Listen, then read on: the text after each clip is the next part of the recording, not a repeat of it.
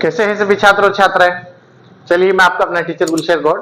आज मैं आप लोगों के लिए, आपको पता है शनिवार है, हम एक हफ्ते में आपको न्यायिक क्षेत्र के जो एग्जाम है, जो परीक्षा है, वो चाहे पीसीएसजे की हो, एसजेएस की हो, एपीओ की हो, और न्यायिक क्षेत्र का जो भी एग्जाम है, आप कोई भी एग्जाम दीजिए, उसके लिए हम आप लोगों के लिए टॉप 20 क्वेश्चन निकाल के लाते हैं, ताकि हम लोग कंटिन्यूटी के साथ रिवाइज कर सके और एग्जाम में हम समय का सदुपयोग कर सके और हमें यह पता चले कि एग्जाम में क्वेश्चन कहां से आता है और किस तरीके से क्वेश्चन बनता है। ठीक है, practice is a most very important all competitive exam.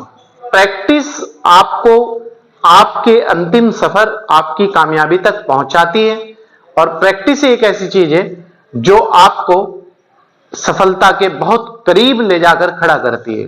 तो आइए देखते हैं, आज की जो हमारी क्लास है वो है एविडेंस, भारतीय साक्ष्य अधिनियम 1872।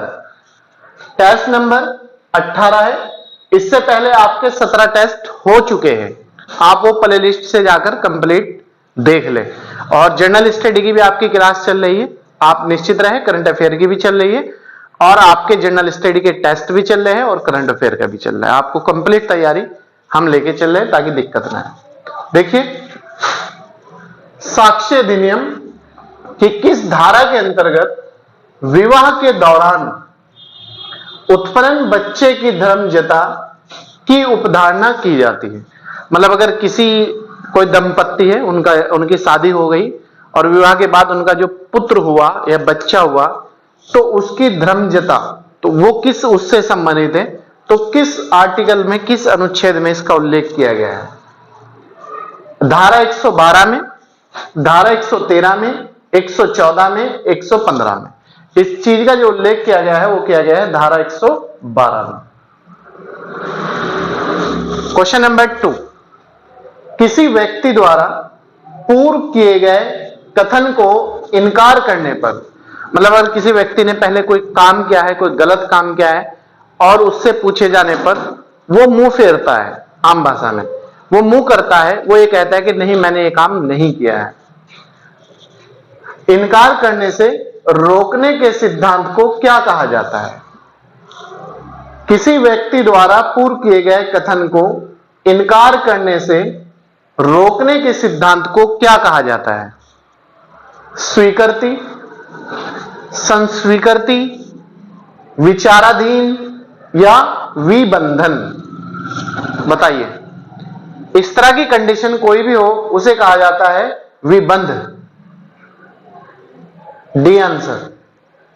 ठीक है। क्वेश्चन नंबर 3, भारतीय साक्ष्य अधिनियम के अंतर्गत लोक कल्याण की भावना सर्वोच्च विधि है। यह सूत्र किस धारा में उल्लेख किया गया है? भारतीय साक्ष्य अधिनियम, इंडियन एविडेंस एक्ट 1872 के अंतर्गत लोक कल्याण मतलब सामाजिक सौहार्द कह लो आप, समाज के लिए कार्य कह लो आप, समाज की भलाई के लिए कोई अच्छा काम कह लो आप, कल्याण की भावना सर्वोच्च विधि है। यह सूत्र किस धारा में उल्लेख है? धारा 121, धारा 122, धारा 123, धारा 124। लोक कल्याण की भावना सर्वोच्च विधि है, इसका उल्लेख है धारा 123 में। क्वेश्चन नंबर 4, निम्न में से कौन विशेषाधिकार प्राप्त संसूचना नहीं है? निम्न में से कौन विशेषाधिकार प्राप्त संसूचना नहीं है? वैवाहिक संसूचना, पितृत्व संसूचना, व्यवसायिक संसूचना या फिर शासकीय संसूचना? बताइए। वैवाहिक, पितृत्व, व्यवसायिक या शासकीय? इसमें जो है वो है पितृत्व संसूचना। पितृत्व संसूचना, बी आंसर। क्वेश्चन नंबर 5, भारतीय साक्ष्य अधिनियम की निम्नलिखित में से कौन सी धाराएं प्लीडर की वर्तिका संसूचनाओं से संबंधित है? भारतीय साक्ष्य अधिनियम की निम्नलिखित में से कौन सी धारा प्लीडर की वर्तिका संसूचनाओं से संबंधित है? मोस्ट इंपोर्टेंट, धारा 128, धारा 126, 27, धारा 133, 34। इससे जो प्लीडर की वर्तिका संसूचना से संबंधित है वो है आपकी धारा 126, 27। क्वेश्चन नंबर 6, एक सह अपराधी अभियुक्त व्यक्ति के विरुद्ध सक्षम साक्षी होगा, यह भारतीय संहिता अधिनियम की किस धारा में प्रावधान है? एक सह अपराधी अभियुक्त व्यक्ति के विरुद्ध सक्षम साक्षी होगा, यह भारतीय संहिता अधिनियम की किस धारा में प्रावधान है? धारा 133, धारा 130, धारा 132। इसका जो उल्लेख है वह है धारा 133 में। ठीक है। क्वेश्चन नंबर 7, भारतीय साक्ष्य अधिनियम की किस धारा के अंतर्गत न्यायाधीश साक्ष्य की ग्राह्यता के बारे में निश्चय करता है? एविडेंस की क्लियरिटी के बारे में निश्चय करता है।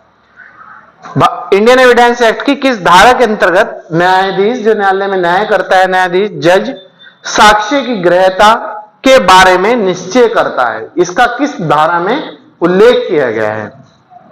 धारा 54, धारा 136, धारा 148। इस चीज का जो उल्लेख किया गया है वो किया गया है धारा 136 में।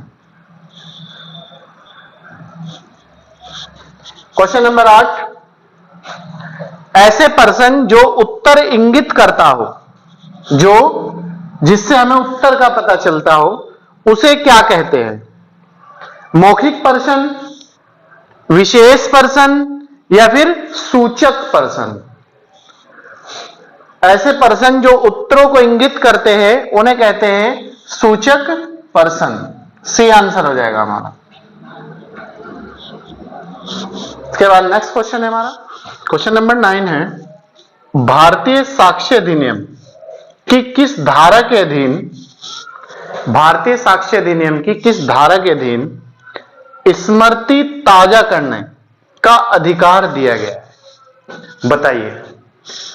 भारतीय इंडियन एविडेंस एक्ट की किस धारा में यह उल्लेख किया गया है कि कोई भी व्यक्ति अपनी स्मृति ताजा कर सकता है या अधिकार दिया गया है? धारा 159 में, धारा 162 में, धारा 160 में? बताइए। स्मृति ताजा करने का जो अधिकार है वो है धारा 159 में। A answer. क्वेश्चन नंबर 10, साक्ष्य विधि है, साक्ष्य विधि है लेक्स टलेनिस, लेक्स फॉरी, लेक्स सिटस? बताइए। साक्ष्य विधि है, साक्ष्य विधि है लेक्स फॉरी। लेक्स फॉरी का मीनिंग होता है उस स्थान की विधि जहां पर किसी भी व्यक्ति पर कोई कार्रवाई शुरू की जा रही हो या की गई हो या की जा रही हो, ट्रायल चल रहा हो, एक ही बात है सब। ठीक है। उस स्थान की विधि जहां पर कार्रवाई शुरू की गई हो या की जा रही हो। Question number 11, R.M. मलकानी बनाम महाराष्ट्र राज्य का वाद निम्न में किससे संबंधित है? बताइए। R.M. मलकानी वर्सेस महाराष्ट्र राज्य का जो वाद था माननीय उच्चतम न्यायालय में, वो किससे संबंधित था? एक ही संव्यवहार का भाग होने से संबंधित तथ्यों की सुसंगता, एक ही संव्यवहार का भाग होने से संबंधित तथ्यों की सुसंगतता, बी दस्तावेजी साक्ष्य, दस्तावेज एविडेंस, सी सूचक पर्सन, डी सह अपराधी? बताइए। इसमें है एक ही संव्यवहार का भाग होने से संबंधित तथ्यों की सुसंगतता। ए आंसर हो जाएगा हमारा। ठीक है। A answer. क्वेश्चन नंबर 12, भारतीय साक्ष्य अधिनियम की धारा 8 किन तथ्यों के संबंध में सुसंगति का नियम प्रतिपादित करती है। भारतीय साक्ष्य अधिनियम की धारा 8 किन तथ्यों के संबंध में सुसंगति का नियम प्रतिपादित करती है? हेतु के लिए, तैयारी के लिए, पूर्ववर्ती या पश्चातवर्ती आचरण, डी उपरोक्त सभी। भारतीय साक्ष्य अधिनियम की धारा 8 जो है हेतु, तैयारी, पूर्ववर्ती और पश्चातवर्ती सभी के लिए वो तैयार करती है। तो आंसर हो जाएगा डी। डी मतलब सभी। क्वेश्चन नंबर 13, भारतीय साक्ष्य अधिनियम के अंतर्गत पहचान परेड का तथ्य सुसंगत होता है। भारतीय साक्ष्य अधिनियम के अंतर्गत पहचान परेड का तथ्य सुसंगत होता है। धारा 6 में, धारा 8 में, धारा 9 में। पहचान जो परेड का तथ्य सुसंगत होता है वो धारा 9 में होता है। सी आंसर हो जाएगा। क्वेश्चन नंबर 14, भारतीय साक्ष्य अधिनियम में एक व्यक्ति की पूर्व दोष सिद्धि निम्नलिखित में से किस धारा के अधीन सुसंगत है? भारतीय साक्ष्य अधिनियम में एक व्यक्ति की पूर्व दोष सिद्धि निम्नलिखित में से किस धारा के अधीन सुसंगत है? धारा 14 का स्पष्टीकरण सेकंड, धारा 15, धारा 16 या फिर कोई नहीं, नन ऑफ दीज। बताइए। धारा 14 का स्पष्टीकरण सेकंड में ये स्पष्टीकरण किया गया है, क्लियर की गई है बातें। क्वेश्चन नंबर 15, भारतीय साक्ष्य अधिनियम 1872 की धारा 14 में, याद रखना धारा 14 में निम्न में से कौन से तथ्य सुसंगत होते हैं? इंडियन एविडेंस एक्ट धारा 14 में कौन से तथ्य ऐसे हैं जो सुसंगत होते हैं? मन की दशा को बताने वाले तथ्य, शरीर की दशा को बताने वाले तथ्य, शारीरिक संवेदनाओं को बताने वाले तथ्य, डी उपरोक्त सभी। तो इसमें आंसर हो जाएगा सभी। धारा 14 में मन की दशा को बताने वाले तथ्य भी शामिल होते हैं, शारीरिक दशा वाले भी होते हैं और शारीरिक संवेदनाओं को बताने वाले तथ्य भी शामिल होते हैं। इसके बाद नेक्स्ट क्वेश्चन है हमारा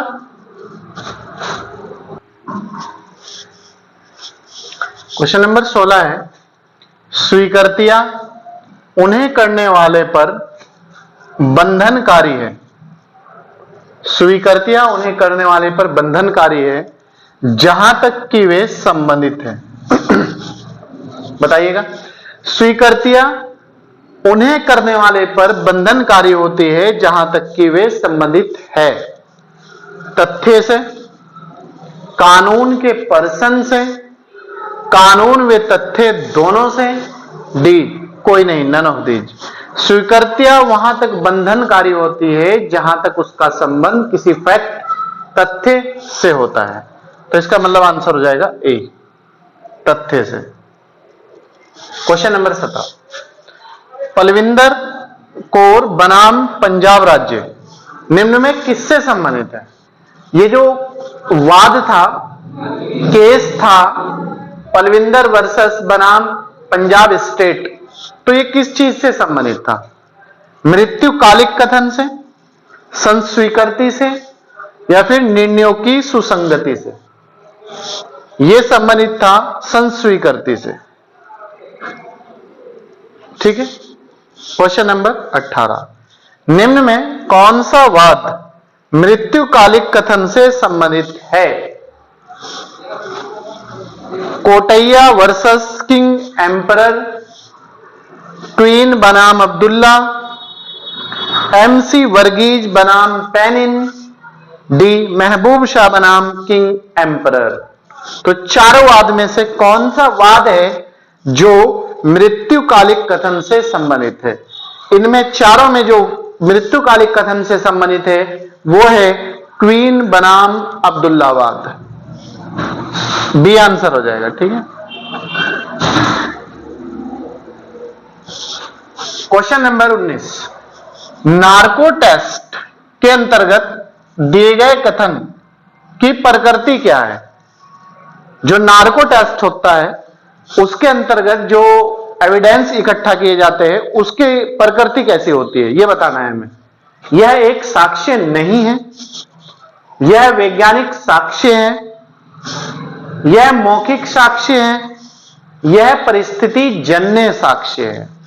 ये जो है नार्को टेस्ट के अंतर्गत जो भी एविडेंस इकट्ठा किए जाते हैं वो वैज्ञानिक माने जाते हैं। ठीक है, वैज्ञानिक साक्ष्य। तो आंसर हो जाएगा हमारा बी। क्वेश्चन नंबर 20 और लास्ट क्वेश्चन है आज के टेस्ट का।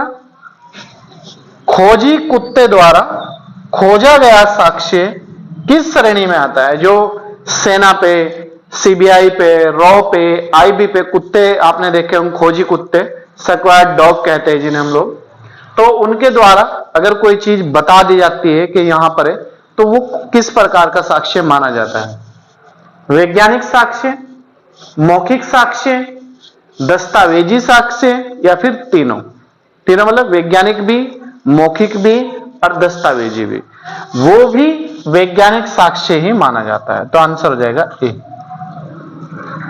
ठीक है, तो प्यारे छात्रों छात्रों, ये था आज का हमारा टॉप 20 नंबर का इंडियन एविडेंस एक्ट 1872 से संबंधित क्वेश्चन।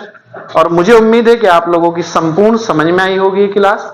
इसके बावजूद भी अगर कोई आपको समस्या रहती है तो आप लोगों का स्वागत है, आप कॉल भी कर सकते हैं और आप लोग हमें कमेंट बॉक्स में कमेंट करके भी पूछ सकते हैं।